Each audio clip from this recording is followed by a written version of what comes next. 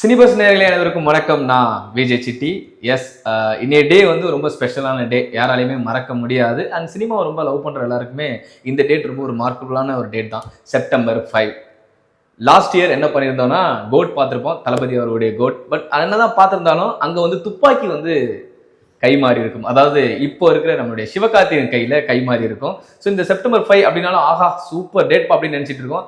அதே மாதிரி தான் இந்த செப்டம்பர் 5 அந்த துப்பாக்கி அவர் கையில இருக்கு. பட் அந்த துப்பாக்கி படத்தினுடைய இயக்குனர் ஏஆர் முருகதாஸ் அவருடைய இயக்கத்துல ஒரு படம் போது செம்மையா இருக்குல்ல. துப்பாக்கி வாங்கினர் ஒரு பக்கம், துப்பாக்கியை வச்சு எடுத்தவர் ஒரு பக்கம். இந்த காம்பினேஷனுக்காகவே எல்லாருமே வெயிட் பண்ணிட்டு தான் இருந்தாங்க இந்த டேட்டுக்காக. ஃபர்ஸ்ட் ஆஃப் ஆல் மதராசி இது வரதுக்கு முன்னாடி இதோட எக்ஸ்பெக்டேஷன் லெவல் ஆடியன்ஸ் மத்தியில் எப்படி இருக்குன்னு பார்த்தீங்கன்னா பெருசாலாம் கிடையாது. அதுக்கு காரணம் இதுக்கு முன்னாடி வந்து தமிழ் சினிமா கொடுத்த இம்பாக்ட் அந்த மாதிரி பெருசாக எதிர்பார்த்து போனாலே பயங்கரமாக அடி விழுது. கம்முன்னு இருப்போம் அப்படின்ற டோன்ல தான் நம்மளுடைய தமிழ் சினிமா ஆடியன்ஸ் இப்போ வரைக்கும் இருக்காங்கன்னு நினைக்கிறேன். அண்ட் ஏன்னா மதராசிக்கு கொடுக்கப்பட்ட ப்ரொமோஷன்ஸ் ரொம்ப கம்மி தான். ஆடியோ லான்ச் மட்டும் தான் நடந்துச்சு, பெருசாலாம் எதுவுமே அவங்க பண்ணவே இல்லை. ஓகே அப்படின்ற கம்ஃபர்ட் ஜோன் தான் நம்மளும் யோசிச்சோம். ஸோ எஸ், உள்ள வருவோமே. ஏஆர் முருகதாஸ் அவருடைய டைரக்ஷன்ல சிவகார்த்திகேயன் நடிப்புல உருவாயிருக்க படம் தான் மதராசி. ஸோ இந்த படம் வந்து ரிலீஸ் ஆகிருக்கு. சூப்பரா இருக்கான்னு கேட்டீங்கன்னா அப்படியே ஃப்ளோவில் சொல்றேன் கேட்டுங்க. ஃபர்ஸ்ட் ஆஃப் ஆல் இந்த படத்துடைய ஸ்ட்ரென்த் அப்படின்னு பார்த்தீங்கன்னா டெஃபினெட்லி சிவகார்த்திகேயன். இந்த படம் ஓகேவா நாட் ஓகேவான்னு கேட்டீங்கன்னா சிவகார்த்திகேயன் அவருக்கு பெட்டராகவே அமைஞ்சிருக்கு. பட் ஏஆர் முருகதாஸ் அவர்களுக்கு ஓகேவா தான் அமைஞ்சிருக்கு அப்படின்னு சொல்லுவேன். ஏன்னா அவருடைய இயக்கத்துல நம்ம எக்கச்சக்கமான படங்கள் பார்த்திருப்போம். என்ன படத்தை யோசிச்சாலும் துப்பாக்கி துப்பாக்கி துப்பாக்கி அப்படிதான் வந்து நிற்போம். ஸோ அந்த அளவுக்கு இருந்துச்சா அப்படின்னு பாத்தீங்கன்னா இது அப்புறம் வருவோம். படத்துடைய கதை வந்து துப்பாக்கி அப்படின்ற ஒரு விஷயத்தை நோக்கி தான் நகருது. அதாவது வந்து பாத்தீங்கன்னா வில்லன் கேங், அதாவது ஷபீர் ஆகட்டும் அண்ட் வித்யூ ஜமால் ஆகட்டும், இவங்க தான் வில்லன் கேங்கு. தமிழ்நாட்டில் வந்து துப்பாக்கி நிறைய பேர்ட்ட கொடுக்கலாம், அது ஒரு வியாபாரமா நம்ம பெருசா ஆக்கலாம் அப்படின்னு சொல்லிட்டு பிளான் பண்ணி அதை மூவ் ஆன் பண்ணுவாங்க. இங்கேருந்து வந்து பாத்தீங்கன்னா நம்மளுடைய விஜிமரன் சாருடைய டீம் இருக்கும், NIA. அவங்க வந்து அண்டர் கவர்ல வந்து இதை தடுக்கிறதுக்கு எவ்வளவு முயற்சி பண்ணுவாங்க. பட் அவங்களால முடியாது. அதுக்கப்புறம் இந்த துப்பாக்கி எல்லாத்தையும் ஒரு கண்டெய்னர்ல வச்சு ஒரு கேஸ் குடோன்ல வச்சிருவாங்க. இப்படிதான் இந்த கதை நகரும். அதுக்கப்புறம் அந்த துப்பாக்கி என்ன ஆச்சுன்றது தான் இந்த படத்துடைய முக்கியமான கதை. விஜய் மேனனுக்கு வந்து வித்யூ ஜமாலை பிடிக்க ட்ரை பண்ணுவாரு. அப்போ வந்து ஒரு ஆக்சிடென்ட் ஆயிடும். ஸோ அவர் வந்து அதுக்கப்புறம் ஹாஸ்பிட்டல் போயிடுவார். இன்னொரு பக்கம் நம்மளுடைய ஹீரோ எங்கப்பா அப்படின்ற மாதிரி சிவகார்த்திகேயன் தேடிட்டு இருக்கும்போது ஒரு லவ் ஃபெயிலியர் பயா வந்து நான் இனிமேல் வாழ விரும்பல, நானும் சாக போறேன்னு சொல்லிட்டு அவரும் வந்து ஒரு சூசைட் அட்டெம்ப்ட் பண்ண ட்ரை பண்ணுவாரு. அவரும் அப்போ வந்து ஒரு சின்னதாக ஒரு ஃப்ராக்சர் ஏற்படும் அவருக்குமே. ஸோ நம்ம நிறைய கேள்விப்பட்டிருப்போம், ஸ்கூல் மெட் கேள்விப்பட்டிருப்போம், காலேஜ் மெட் கேள்விப்பட்டிருப்போம். ஸோ இந்த மாதிரி மெட்டு நிறைய கேள்விப்பட்டிருப்போம் இல்லையா. இவங்க வந்து பேஷன் மென்ட் ஆயிடுவாங்க. யாரான்னு கேட்டீங்கன்னா விஜய் மேனனும் சிவகார்த்திகேயனும் பேஷன் மென்ட் ஆயிடுவாங்க. ஸோ இவங்க வந்து ஹாஸ்பிட்டல்ல நிறைய பேசிப்பாங்க. ஸோ சிவகார்த்திகேயன் வந்து ஹெல்பிங் சென்ஸ் உள்ள ஒரு பர்சனா இருப்பார். காரணம் என்னன்னு கேட்டீங்கன்னா இவரோட சின்ன வயசுல வந்து இவரோட ஃபேமிலியை வந்து இறந்து போயிருப்பாங்க. அதனால யார் உதவி கேட்டாலும் டப் டப்னு பண்ணக்கூடிய ஒரு கேரக்டர் தான். அண்ட் இதுல வந்து சிவகார்த்திகேயன் டெலிவிஷன் டிசார்டரா காட்டியிருப்பாங்க. இந்த ஒரு தாட் ப்ராசஸ் செம்மையா இருந்துச்சு. என்னதான் வந்து சொசைட்டில தப்பு நடந்தாலும் அதை கம்முன்னு வேடிக்கை பார்க்கறவன ஓகேன்னு சொல்லுவோம், அதை தப்ப தட்டி கேட்கறவன யாரா மென்டல் மாதிரி பண்ணிட்டு இருக்கான் அப்படின்னு சொல்லுவோம். பட் இந்த தாட் ப்ராசஸ் முருகதாஸ் அவர்கள் திணித்து செம்ம ஐடியாவா இருந்துச்சு. ஸோ இப்போ இந்த கதைக்குள்ள சிவகார்த்திகேயன் வந்து நான் சாகணும் அப்படின்ற டோன்லாம் உள்ள வருவாரு. அவரை வந்து விஜய் மேனன் நல்ல விஷயத்துக்காக சாகணும்னு நினைக்கிற இப்படி செத்துறாப்பா அப்படின்ற மாதிரி நல்ல விஷயத்துக்காக தான் உள்ள கதைக்குள்ள கொண்டு வராரு. அதுதான் இந்த கதைக்குள்ள சிவகார்த்திகேயனை கொண்டு வந்து சேர்க்கும். ஸோ இதுக்கப்புறம் வந்து சிவகார்த்திகேயன் வந்து விஜய் மேனன் சொன்ன வேலையை செஞ்சு முடிச்சாரா, இல்ல ஒருவேளை அவருடைய காதல் திரும்ப உள்ள வந்துச்சா அப்படின்றதான் இந்த கதையோட அடுத்த கட்டமா நகர்ந்து போயிட்டு இருந்துச்சு. ஒரு கட்டத்துக்கு மேல வந்து திரும்ப எல்லாரும் எதிர்பார்க்கிற மாதிரி தான் காதல் ஒரு கட்டத்துக்கு மேல திரும்ப கைகூடி வரும். இன்னொரு பக்கம் வந்து பாத்தீங்கன்னா அவர் எடுத்த மிஷனையும் கம்ப்ளீட் பண்ணுவாரு. ஃபர்ஸ்ட் ஹாஃப்ல வருவோம். ஓகே, இது ஏஆர் முருகதாஸா அப்படின்ற மாதிரி யோசிக்கிற மாதிரி தான் இருந்துச்சு. ஓகே, ஸோ ஃபர்ஸ்ட் ஹாஃப் வந்து நிறைய வந்து லவ் எலிமெண்ட்ஸ் நிறைய இருந்துச்சு. ரொம்ப அதிகமாக திணிச்சுக்கிட்டே இருந்தாங்க. ருக்மணி இவங்க ஸ்கிரீன் பிரசன்ஸ் சூப்பரா இருந்துச்சு. எவ்வளவு அழகா காட்ட முடியுமோ அவ்வளவு அழகா காட்டிருந்தாங்க. சூப்பராகவும் நடிச்சிருந்தாங்க இந்த படத்துல.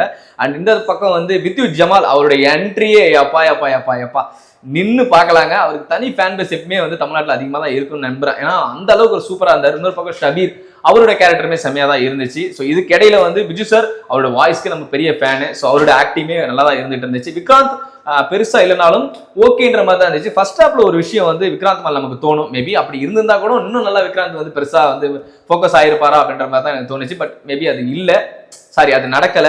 அதனால வந்து விக்ராந்த் மேல கொஞ்சம் பார்வை கம்மியாச்சுன்னு நினைக்கிறேன். ஸோ ஃபர்ஸ்ட் ஹாப்பை பொறுத்த வரைக்கும் லவ்னு இழுத்துட்டாங்க.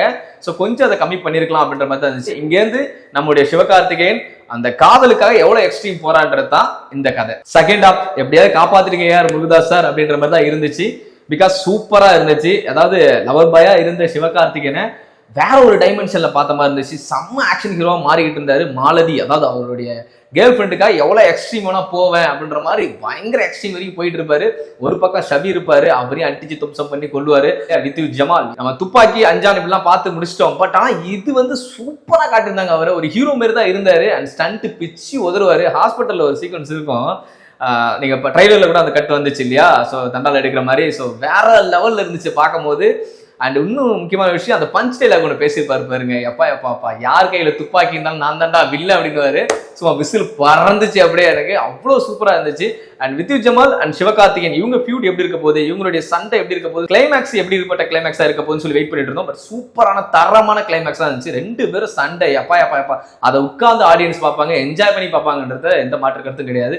ஒரு பக்கம் ஹீரோயின் வேணும்ன்றதுக்காக சிவகார்த்திகேயன் எவ்வளவு எக்ஸ்ட்ரீம் வரைக்கும் போயிட்டு அந்த டெலிவிஷன் டிசார்டரோட அந்த நோயோட தான் இருப்பாரு அவரு. அது எவ்வளவு கொண்டு வந்து நிப்பாட்டும், சிவகார்த்திகேயன் என்ன மாதிரி மோடுக்கு செட் பண்ணும் அப்படின்றது தான். அந்த மோடு செட் ஆனதுக்கு அப்புறம் தான் எல்லாரையும் அடிச்சு தும்சம் பண்ணுவாரு. இப்ப வித்யுத் ஜமால் சிவகார்த்திகேயன் இந்த ஃபியூட் செம்மையா இருந்துச்சு. ஃபைனலி இந்த படத்துல இந்த விஷயம் சூப்பரா இருந்துச்சுன்னு சொன்னீங்கன்னா, அவருடைய இந்த டெலிவிஷன் டிசார்டர் இந்த நோயை கொண்டு வந்து உள்ள வச்சு இந்த கதையை நகர்த்தி சக்சஸ்ஃபுல்லா முடிச்சது சூப்பரான விஷயம். லவ் சீன் எந்த அளவுக்கு நல்லா இருந்துச்சான்னு கேட்டீங்கன்னா, ஒரு சில இடத்துல சூப்பரா என்ஜாய் பண்ற மாதிரி இருந்துச்சு, இன்னும் சில இடத்துலலாம் ஏண்டா அப்படின்ற மாதிரி தான் இருந்துச்சு. அண்ட் காமெடி அதுவுமே அதே மாதிரி தான். ஸ்டார்டிங்ல இருந்து ஒரு விஷயத்தை நகர்த்திட்டு போவாங்க. ஒரு சில இடம் ஒர்க் அவுட் ஆச்சு, ஒரு சில இடம் ஒர்க் அவுட் ஆகல. எஸ்பெஷலி இன்டர்மேஷன்லாம் எதிர்பார்க்கவே இல்லை, ஏஆர் முருகதாஸ் தான் டைரக்ட் பண்ணாரா அப்படின்ற மாதிரி. ஏன்னா அவருடைய இன்டர்மேஷன் வேற லெவலில் இருக்கு எல்லா படமே. இப்போ வரைக்கும் நீங்க எடுத்து பாருங்க உங்களுக்கு தெரியும். பட் இந்த இன்டர்மேஷன் அக்செப்ட் பண்ணிக்க முடியல அப்படின்ற மாதிரி தான் இருந்துச்சு. ஏன்னா அது காமெடியா தான் பண்ணியிருப்பாங்க. அது காமெடின்னு ஒன்று பண்ணாங்க, பட் எந்த அளவுக்கு ஆடியன்ஸுக்கு ஒர்க் அவுட் ஆயிருக்குன்னு தெரியல. ஸோ இதுக்கப்புறம் ஆக்ஷன் சீக்வன்ஸ் ஓப்பனிங், அதாங்க படத்தோடைய ஆரம்பத்துல இருந்து எண்டு வரைக்கும் ஆக்ஷன் சீக்வன்ஸ் பின்னிட்டாங்க. ஸோ ஓவராலா இந்த படம் பார்க்கும்போது ஆடியன்ஸுக்கு ஒரு கேள்வி வந்துகிட்டே இருக்கும், இது வந்து என்னடா படம், இது லவ் படமா இல்லை ஆக்ஷன் படமா அப்படின்னு கேட்டீங்கன்னா, நோ டவுட் ஒரு ஆக்ஷன் படம் தான் இது. ஸோ செகண்ட் ஹாஃப் பார்த்துட்டு நீங்க டவுட்டை கேட்டீங்கன்னா அது கொஞ்சம் கன்ஃபியூஸ் தான். ஸோ எஸ், கதை ஒரு பக்கம் இருந்தாலும் இந்த படத்தினுடைய டெக்னிக்கல் ஸ்ட்ரென்த் எந்த அளவுக்கு இருக்குன்னு கேட்டீங்கன்னா சூப்பரா இருக்குங்க. ஆக்சுவலா வந்து இந்த கதையை தாண்டி அதுதான் வேற லெவல்ல இருக்குன்னு சொல்லுவேன். சுதீப் பெலமன் சினிமாட்டோகிராஃபி செம்மையா பண்ணியிருந்தாரு. ஓப்பனிங் ஷாட்ல ஆரம்பிச்சு அண்ட் எண்டு வரைக்கும் என்னென்ன பண்ண முடியுமோ அவ்வளோ காட்டினாரு. ஒரு பக்கம் ஹீரோயினையும் அழகா காட்டினாரு, இன்னொரு பக்கம் சிவகார்த்திகேயன் சொல்ல வேணாம், எல்லாருமே அழகா காட்டினார். இது ஒரு பக்கம் இருந்தாலுமே அவர் வச்சிருக்க ஷாட்லாம் வந்து புதுசா இருந்துச்சு அண்ட் பார்க்க செம்மையா இருந்துச்சு. அதனால சுதீப் பெலமன் சார் பின்னிட்டீங்க அப்படின்னு தான் சொல்லுவேன். ஸ்ரீகர் பிரசாத் எடிட்டர் சூப்பரா இருந்துச்சு. கட்டு எல்லாமே செம்மையா இருந்துச்சு. எந்த இடத்துல எது வேணும், எப்படி போகணும் அப்படின்ற மாதிரி ஒரு ஸ்ட்ரென்த்தை கொடுத்துருந்தாங்க. அண்ட் கிளைமேக்ஸ்ல ஒரு என்ட்ரி ஒன்று இருக்கு சிவகார்த்திகனுக்கு, அந்த கட்டுமே சூப்பரா இருந்துச்சு, பார்க்கறதுக்கு நல்லாவே இருந்துச்சு. ஸோ அதனால ஸ்ரீகர் பிரசாத் சாருமே செம்மையா பண்ணியிருந்தாரு. அண்ட் இந்த படத்துல இன்னொரு ஸ்ட்ரென்த் மியூசிக். ஆனா கொஞ்சம் லைட்டா ஒரு சில இடத்துல கொஞ்சம் தடுமாற்றம் இருந்த மாதிரி நான் கொஞ்சம் பாக்குறேன். அனிருத் அவர்களுடைய மியூசிக் அப்படின்னாலே சூப்பரா இருக்கும்ன்றது எல்லாருமே தெரியும். ஒரு சின்ன போர்ஷன்ஸ் நல்லா தான் இருந்துச்சு எல்லாருமே. ஒரு சில இடத்துல சிவகார்த்திகேயன் படமே திரும்ப வந்துட்டு போன மாதிரிலாம் இருந்துச்சு எனக்கு. பட் இருந்தாலும் சூப்பரா தான் அனிருத் அவர்கள் அவருடைய வேலையை எப்பயுமே பர்ஃபெக்டா பண்ணிட்டு இருக்காரு இப்போ வரைக்கும். அதனால தான் அவருக்கு தனி ஃபேன் பேஸ் இருக்கு. நீங்க அந்த ரிவ்யூவை பார்த்துட்டு கமெண்ட்ஸை போடுங்க. அண்ட் நீங்களும் படத்தை பார்த்துட்டு வந்து உங்களுடைய எக்ஸ்பீரியன்ஸ் எப்படி இருக்குன்றத மறக்காம நம்மளுடைய கமெண்ட் பாக்ஸ்ல சொல்லுங்க.